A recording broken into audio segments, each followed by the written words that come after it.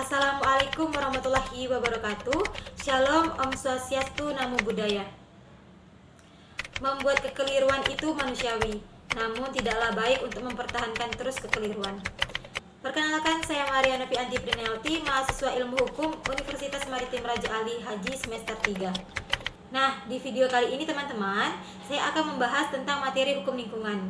Sebelum saya memaparkan ke materi pembahasan, bahwasanya materi ini sebagai penyelesaian tugas hukum lingkungan yang diberikan oleh dosen pengampu, yaitu Bapak Irman SHMH. Sebelum saya masuk pada inti pembahasan, izinkan saya menampilkan poin-poin apa saja yang akan saya bahas pada video kali ini. Nah, pada poin pertama di sini saya akan menjelaskan tentang definisi hukum lingkungan, yang kedua karakteristik hukum lingkungan, yang ketiga peranan hukum lingkungan, yang keempat analisis permasalahan lingkungan yang ada di Indonesia, yang kelima urgensi hukum lingkungan, dan yang keenam atau yang terakhir adalah kesimpulan hukum lingkungan itu sendiri. Baiklah, kita langsung saja masuk pada materi pertama, yaitu tentang pengertian hukum lingkungan. Nah, secara umum bahwa hukum lingkungan adalah keseluruhan peraturan yang mengatur tentang tingkah laku orang, tentang apa yang seharusnya dilakukan terhadap lingkungan, yang pelaksanaan peraturan tersebut dapat dikenakan atau dapat dipaksakan dengan suatu sanksi oleh pihak yang berwenang. Nah, pada pasal 1 ayat 1 Undang-Undang Nomor 32 Tahun 2009 tentang perlindungan dan pengelolaan lingkungan hidup. Namun definisi hukum lingkungan tidak terlepas dari pandangan para ahli. Adapun yang dikemukakan oleh Profesor Siti Sundari Rangkuti SH, menurut pakar hukum ini bahwa pengertian hukum lingkungan adalah sebuah nilai-nilai di mana nilai-nilai sedang atau sudah berlaku hingga berlaku juga di masa depan dalam pemanfaatan dan pemeliharaan lingkungan. Hukum lingkungan ini bisa disebut dengan hukum tata lingkungan. Menurut Danusa Putro, pendapat pakar hukum ini juga menyatakan bahwa hukum lingkungan adalah hukum yang mendasari penyelenggaraan perlindungan dan tata pengelolaan serta peningkatan ketahanan lingkungan. Nah, kita masuk pada poin kedua. Di sini saya akan membahas tentang karakteristik hukum lingkungan. Nah, karakteristik hukum lingkungan secara umum memiliki 5 sifat, di mana sifat yang pertama yaitu bersifat insidental, dan pada sifat yang kedua bersifat komensialis, dan yang ketiga bersifat patrial. Sedangkan pada sifat yang keempat yaitu bersifat sektoral atau departemental. Yang terakhir atau yang kelima yaitu perangkat jalan pintas. Nah, kita masuk pada poin berikutnya yaitu peran hukum lingkungan. Di sini dijelaskan bahwa peran hukum lingkungan adalah untuk menstrukturkan keseluruhan proses hingga kepastian dan ketertiban terjamin. Di antaranya tujuan yang akan tercapai dari hukum lingkungan adalah terselenggaranya kehidupan yang seimbang dalam lingkungan hidup. Nah, kita masuk pada analisis kasus. Nah, dari analisis kasus di sini saya pilih adalah kasus banjir. Seperti yang seperti gambar yang sudah saya tampilkan, di sana terlihat banjir yang berada di Simpang Kabel Batam. Banjir ini adalah salah satu kerusakan lingkungan yang dapat membahayakan dan menghilangkan nyawa seseorang.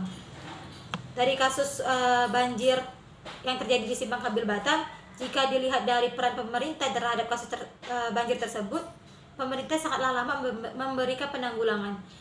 Seharusnya penanggulangan yang diberikan haruslah cepat, mengingat lokasi banjir yang terjadi adalah di perjalanan Simpang Kabel Batam, di mana tempat tersebut adalah pusatnya industri, pusatnya PT ataupun pekerja untuk pulang pergi melewati jalur tersebut. Namun di balik peran pemerintah, masih kurangnya juga kesadaran diri oleh masyarakat yang menyebabkan jalan tersebut banjir adalah karena sampah, di mana masyarakat masih membuang sampah sembarangan. Walaupun sudah disediakan tempat sampah, masih kurangnya kesadaran serta rasa patriotismenya untuk negara kita ini. Oleh karena itu, karena kurangnya kesadaran, maka timbullah banjir yang menyebabkan mereka membuang sampah sembarangan. Nah, setelah analisis kasus, kita masuk pada poin berikutnya, yaitu tentang urgensi pengaturan hukum lingkungan. Seperti yang telah dikemukakan di atas mengenai pengertian lingkungan berdasarkan Undang-Undang Perlindungan dan Pengelolaan Lingkungan Hidup atau UU PPLH, maka lingkungan tersebut mempengaruhi alam itu sendiri, kelangsungan kehidupan serta kesejahteraan manusia dan makhluk hidup lainnya. Berdasarkan pasal 28H Undang-Undang Dasar 1945 bahwa lingkungan hidup yang baik dan sehat merupakan hak asasi setiap warga negara Indonesia.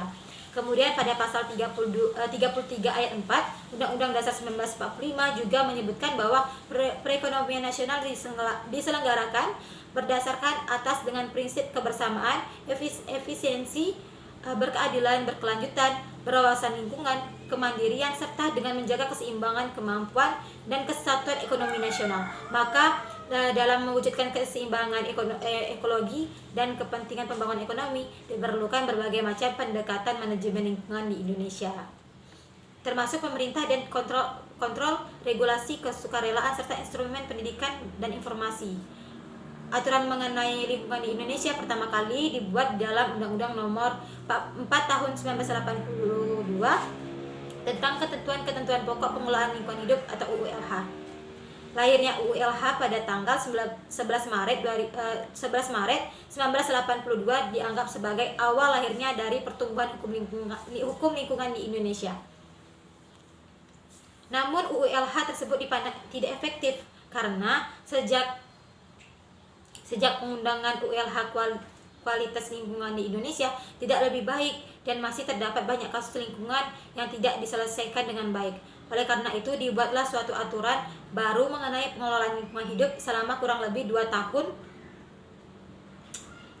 dipersiapkan. Terbentuklah kemudian Undang-Undang Nomor 23 Tahun 1997 tentang pengelolaan lingkungan hidup atau UUPLH, dan UUPLH ini hanya mengatur tentang pengelolaan lingkungan hidup saja tanpa mengatur lebih jauh mengenai perlindungan lingkungan hidup bagi masyarakat ataupun lingkungan itu sendiri. Maka dikeluarkanlah Undang-Undang Nomor 32 Tahun 2009 tentang perlindungan dan pengelolaan lingkungan hidup atau UUPPLH. Masuklah pada terakhir. Di sini dapat saya simpulkan bahwa lingkungan hidup ini sangat berpengaruh pada kehidupan manusia, baik itu kesehatan maupun tentang keadaan serta ekonomi di Indonesia. Nah,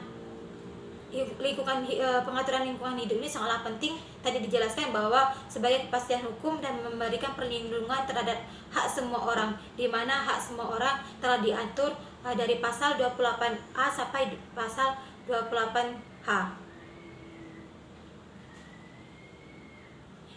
Maksud saya telah diatur dari pasal 28A sampai pasal 28J. Hak asasi manusia itu memang diikat dan diatur semaksimal mungkin, dan jangan sampai kerusakan lingkungan ini mengganggu ataupun bertolak belakang dengan hak asasi manusia tersebut. Baiklah, saya tutup. Terima kasih untuk teman-teman yang telah menyempatkan waktunya untuk mendengarkan video saya yang singkat ini. Sebelum saya tutup, saya ingin menyampaikan bahwa ada pepatah yang mengatakan seperti ini: pengetahuan itu bukan tentang suka atau tidak suka, tetapi bisa atau tidak bisa Anda menanggapinya. Sekian dari saya. Assalamualaikum warahmatullahi wabarakatuh. Shalom, Om Santi Santi Santiom, salam maritim.